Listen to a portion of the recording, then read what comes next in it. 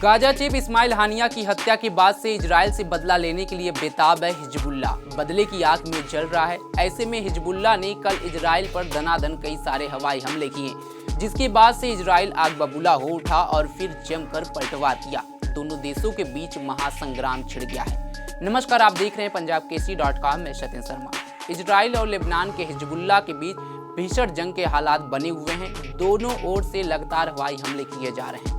रविवार को हिजबुल्लाह ने इजराइल पर ड्रोन से एक साथ 320 हमले किए और 11 मिलिट्री ठिकानों को टारगेट किया।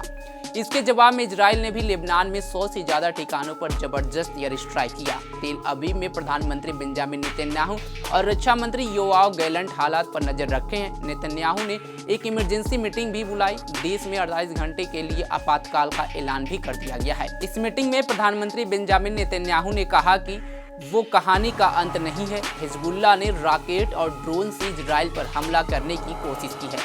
हमने आईडीएफ को खतरे को दूर करने के लिए जरूरी ऑपरेशन के निर्देश दे दिए हैं। हमारी सेना ने सैकड़ों रॉकेटों को हवा में ही नष्ट कर दिया, जो हमारे नागरिकों और सुरक्षा बलों पर हमले के लिए डिजाइन किए गए थे। नेतन्याहू ने आगे कहा कि हम हिजबुल्लाह पर विनाशकारी प्रहार कर रहे हैं।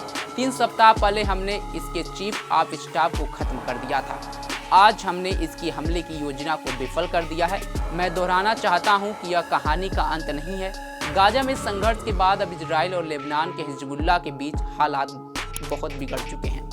इजराइल को कई मोर्चों पर एक साथ जंग करनी पड़ रही है। इधर इजराइल के जोरदार हमले के बाद हिजबुल्लाह ने अपने कदम पीछे खींच लिए हैं। हिजबुल्लाह नेता शेख हसन नसरल्लाह ने टेलीविजन पर अपने संबोधन में कहा कि उनकी तरफ से फिलहाल इजराइल पर हमला नहीं किया जाएगा। उनका कहना है कि कतर में गाजा में चल रहे जंग के सीज़फायर पर बात चल रही है। ऐसे में वो उसे बाधित नहीं करना चाहते हैं, इसलिए अभी इजराइल पर हमले नहीं करेगा। इजरायली सेना का कहना है कि उसके लड़ाकू विमान लेबनान में हिजबुल्लाह के ठिकानों पर हमला कर रहे हैं। हिजबुल्लाह के मिसाइल और रॉकेट दागने की गतिविधियों का पता लगने के बाद ये कदम उठाया गया है। इजरायली डिफेंस फोर्स के प्रवक्ता डेनियल हगारी ने कहा कि हिजबुल्लाह के मिसाइलों और रॉकेटों के हमलों को दूर करने के लिए आत्मरक्षा में लेबनान पर हमला किया जा रहा है। इजरायली सेना के प्रवक्ता ने यह भी कहा कि लेबनान में हमला करने से पहले आम लोगों को तुरंत ही हिजबुल्लाह के इलाकों को छोड़ने की चेतावनी दे दी गई है। डेनियल हगारी ने कहा कि आतंकवादी संगठन हिजबुल्लाह ने इजराइल की ओर रॉकेट अटैक किया है। इन खतरों को दूर करने के लिए एक आत्मरक्षा कार्रवाई में हमारी सेना ने भी लेबनान में आतंकी ठिकानों पर जमकर हमला किया। हमारी तैयारी पूरी है। इजरायली हमले का हिजबुल्लाह भी कड़ा जवाब दे रहा है। हिजबुल्लाह ने इजराइल में रॉकेट और ड्रोन की बरसात कर दी। 3 दिन पहले भी आईडीएफ ने दक्षिण लेबनान में हिजबुल्लाह के 10 ठिकानों को निशाना बनाया था।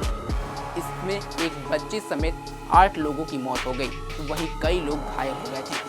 इजरायली सेना ने हिजबुल्लाह के ड्रोन और रॉकेट यूनिट के संचालन को महमूद नजेम को मार दिया था। इजराइल और हिजबुल्लाह के बीच तनाव बढ़ने के बीच व्हाइट हाउस की राष्ट्रीय सुरक्षा परिषद के प्रवक्ता सीन सेवेट ने कहा कि अमेरिकी राष्ट्रपति जो बाइडेन बारीकी से नजर रखे हुए हैं। बाइडेन पूरी शाम अपनी राष्ट्रीय सुरक्षा टीम के साथ जुड़े रहे। उनके निर्देश पर वरिष्ठ अमेरिकी अधिकारी अपने इजरायली समकक्षों के साथ लगातार संवाद कर रहे हैं। इजराइल के आत्मरक्षा के अधिकार का अमेरिका समर्थन करता रहेगा। इधर हजारों प्रदर्शनकारियों ने तेल अवीव में मार्च निकाला और इजराइल की सरकार से बंधकों की रिहाई के लिए एक समझौते पर पहुंचने की अपील की है।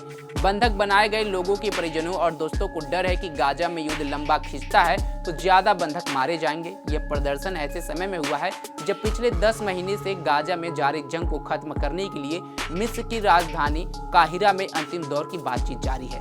अमेरिका, कतर और मिस्र की मध्यस्थता में चल रही बातचीत में इजराइल के प्रतिनिधि मौजूद हैं, लेकिन हमास इस बातचीत में भाग नहीं ले रहा है।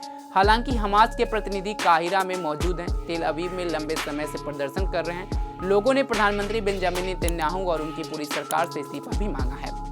उनका दावा है कि प्रधानमंत्री नेतन्याहू और उनकी सरकार बंधकों को छुड़ाने और देश को चलाने में पूरी तरह से असमर्थ है। लेकिन जिस तरह से हिजबुल्लाह ने पहले इजराइल पर हमला किया, उसके बाद से इजराइल ने उसका ताबड़तोड़ जवाब दिया। उसके बाद से दोनों के बीच जंग अभी बंद होते हुए नहीं दिख रहा है। आने वाले समय में इस जंग कहाँ जाएगा, ये देखने का विषय होगा।